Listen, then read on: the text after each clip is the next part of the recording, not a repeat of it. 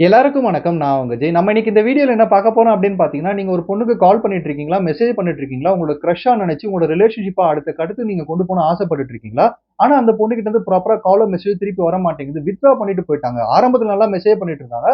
ஆனா ஒரு குறிப்பிட்ட கட்டத்துக்கு அப்புறமா வித்ட்ரா பண்ணிட்டாங்க. ரொம்ப சைலன்ட்டா போயிட்டாங்க அப்படின்ற மாரி பார்த்தீங்கன்னா, அதுக்கான மீனிங் என்ன அப்படின்னா,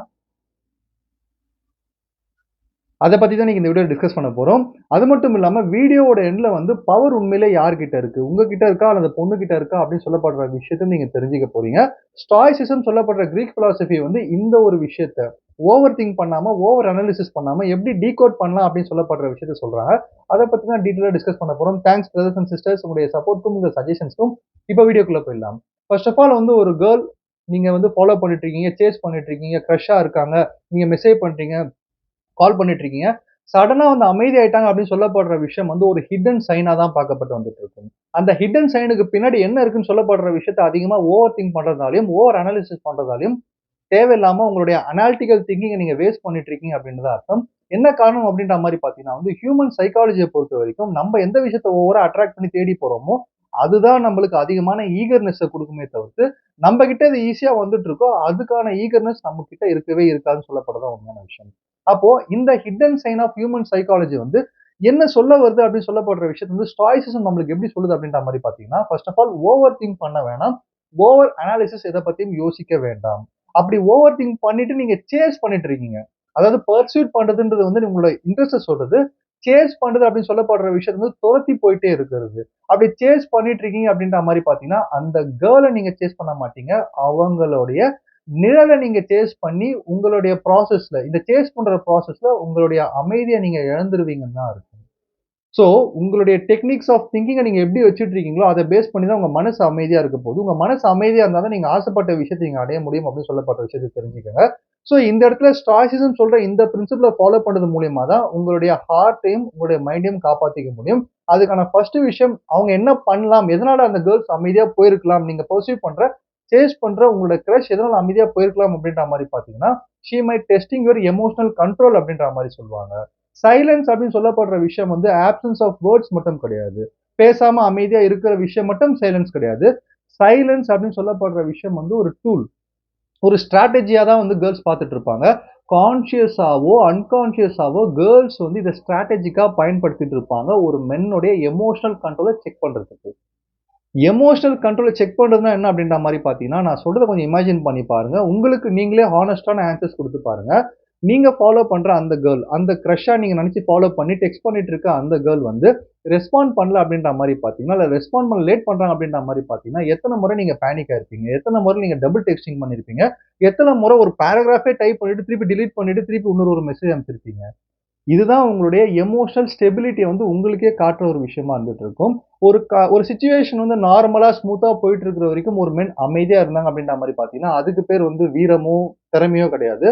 ஒரு அன்சர்டைனான சிச்சுவேஷன் உங்க லைஃப்குள்ள வரும்போது, ஒரு தண்டர் ஸ்டார்ம் உங்க லைஃப்குள்ள வரும்போது, அந்த டைம்ல ஒரு மென்னா நீங்க எவ்வளவு தூரம் காமா இருக்கீங்களோ, அத பொறுத்து தான் உங்களுடைய பவர் உங்ககிட்ட இருக்கு. ஒரு கேர்ள் அமைதியா, சைலன்ட்டா உங்கள விட்டுட்டு போறாங்க. வித்ட்ரா பண்ணிட்டு ரெஸ்பாண்ட் பண்ண மாட்றாங்க உங்க டெக்ஸ்ட்க்கு அப்படின்ற மாரி பார்த்தீங்கன்னா, உங்க முன்னாடி ஒரு கண்ணாடி வச்சா மாரி. அந்த கண்ணாடில என்ன தெரியும் அப்படின்ற மாரி பார்த்தீங்கன்னா, நீங்க உங்களோட எமோஷனோட கண்ட்ரோல்ல இருக்கீங்களா? இல்ல உங்க எமோஷன்ஸ உங்க கண்ட்ரோல்ல வச்சுட்டு இருக்கீங்களா? அப்படின்னு சொல்லப்படுற ஆன்சர்ஸ் உங்களுக்கே தெரிய ஆரம்பிக்கும். ஸோ ஆட்டோமேட்டிக்கா இந்த எமோஷனல் கண்ட்ரோல் நீங்க எமோஷனலா எவ்வளோ ஸ்டெபிலிட்டியா இருக்கீங்கன்னு சொல்லப்படுற விஷயத்த செக் பண்றதுக்காக கூட உங்களுடைய கிரஷ் இந்த மாரி வித்ட்ரா பண்ணிட்டு ரெஸ்பாண்ட் பண்ணாம போலாம் அப்படின்றத தெரிஞ்சுக்கங்க.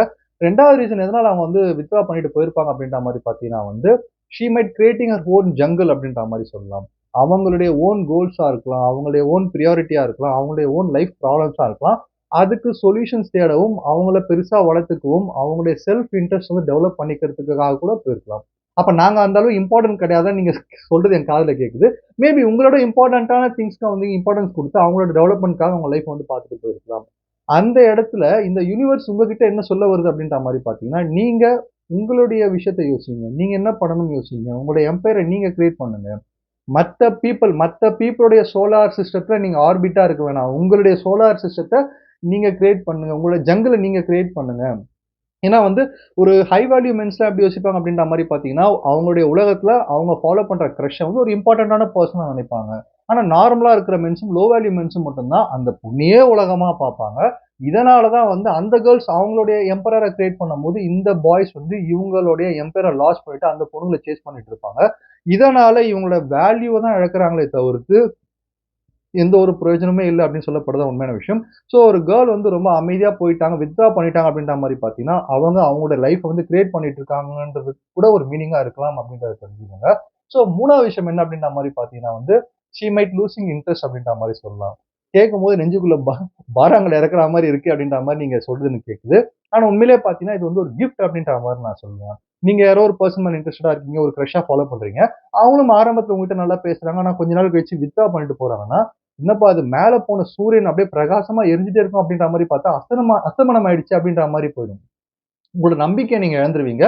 நீங்க யார இம்பார்ட்டன்ட்ன்னு நெனச்சீங்களோ, அவங்க உங்க வாழ்க்கைய விட்டு போயிட்டாங்களே அப்படின்னு சொல்லப்படுற இந்த ஒரு கஷ்டம் உங்க மனசுக்குள்ள வந்துகிட்டே இருக்கும். ஆனா ஒரு விஷயத்த மறக்காதீங்க. திருப்பும் அடுத்த நாள்னு ஒரு விஷயம் வரும். அடுத்த நாள் வந்து உங்களுக்கு இன்னொரு ஆப்பர்ச்சுனிட்டியும் குடுக்கும். அடுத்த நாளும் சூரியன் வந்து உதயமாகும் அப்படின்னு சொல்லப்படுற விஷயத்த நீங்க மறந்துறக்கூடாது. நான் இந்த விஷயத்த வந்து எதுக்காக மீன் பண்றேன் அப்படின்ற மாரி பார்த்தீங்கன்னா வந்து, ஒரு ரிஜெக்ஷன் அப்படின்னு சொல்லப்படுற விஷயம் உங்களுடைய வொர்த்த டிசைட் பண்றது கிடையாது.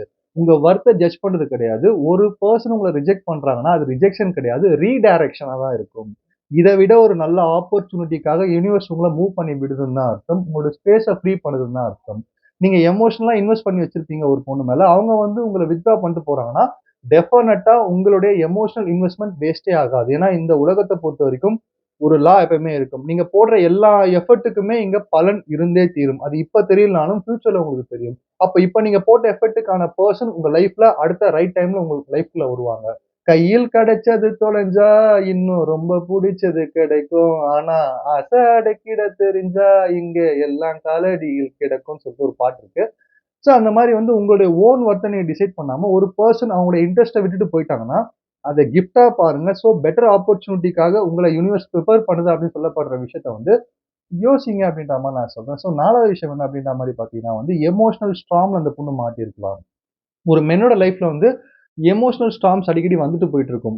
அவங்க வந்து எமோஷனலா மாட்டிப்பாங்க. பேரண்ட்ஸு, வொர்க்கு, ஜாபு, கெரியர் அது இதுன்னு இருக்கும். கேர்ல்ஸுக்கும் இது வந்து சாதாரணமான ஒரு விஷயம் தான். அவங்களும் எமோஷனல் ஸ்டார்ம்ல மாட்டியிருப்பாங்க.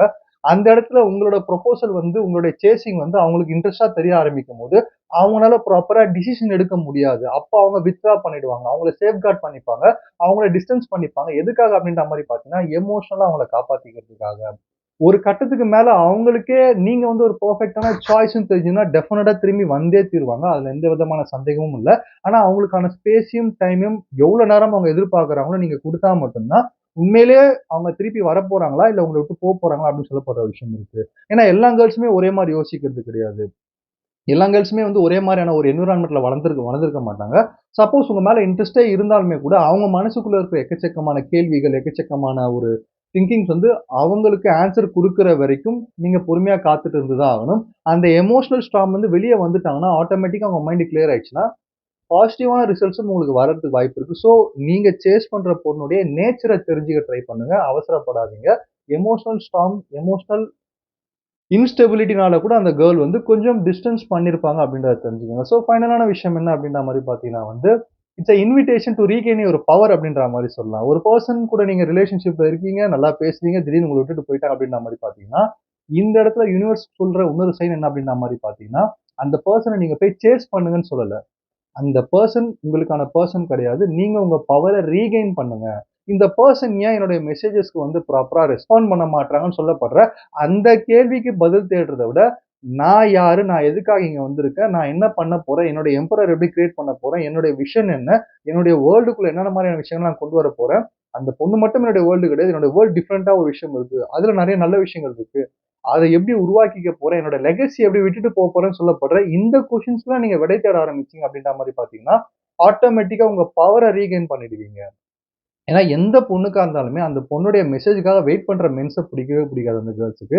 எந்த மென் வந்து யார் இருந்தாலும் இல்லாக்காட்டியும் போய்க்கிட்டே இருக்காங்களோ, அவங்களுடைய வேலைய வந்து ப்ராப்பரா பார்த்துட்டே இருக்காங்களோ, அசராம இருக்காங்களோ, அந்த மென்ஸ மட்டும் தான் வந்து கேர்ல்ஸுக்கு அதிகமா புடிக்கும். ரெஸ்பெக்ட்டும் அந்த மாரி மென்ஸ் தான் எடுத்துக்க முடியும். எவனுக்கும் பயப்படாத, எவனுக்கும் அடங்காத, கோயில்ல ஆட்டத்தான் வெட்டுவான், புலிய வெட்டுனதா சரித்திரமே இல்லன்னு சொல்றா மாரி, ஆட்ட தான் வெட்டுவாங்க அப்படின்ற மாரி பார்த்தீங்கன்னா, எந்த ஒரு பெர்சன் வந்து ஒரு கேர்ள வந்து ஓவரா சேஸ் பண்ணி மெசேஜ்க்கு வெயிட் பண்றாங்களோ, அவங்க ஆடுகள் மாரி புலிகள் மாரி இருக்கிற ஆண்கள், அந்த மாரியான ஒரு தோரணையில இருக்கிற ஆண்கள் வந்து பர்சூட் பண்ணுவாங்க, சேஸ் பண்ண மாட்டாங்க. ஏன்னா அவங்களுக்கான உலகம், அவங்களுக்கான ஒரு ஜங்கிள்ன்றது வந்து அங்கேயே அவங்களுக்கான சந்தோஷமும், ஹாப்பினஸும் எப்பயுமே கம்ப்ளீட்னஸும் இருந்துட்டே இருக்கும் அப்படின்னு சொல்லப்படுறது தான் உண்மையான விஷயம். ஸோ இந்த கம்ப்ளீட்னஸ்ஸே வந்து அவங்களுக்கான பெர்சன ஆட்டோமேட்டிக்கா லைஃப்ல கொண்டு வரதுக்கான ஒரு பெரிய வாய்ப்பாவும் அவங்க கிரியேட் பண்ணுவாங்க.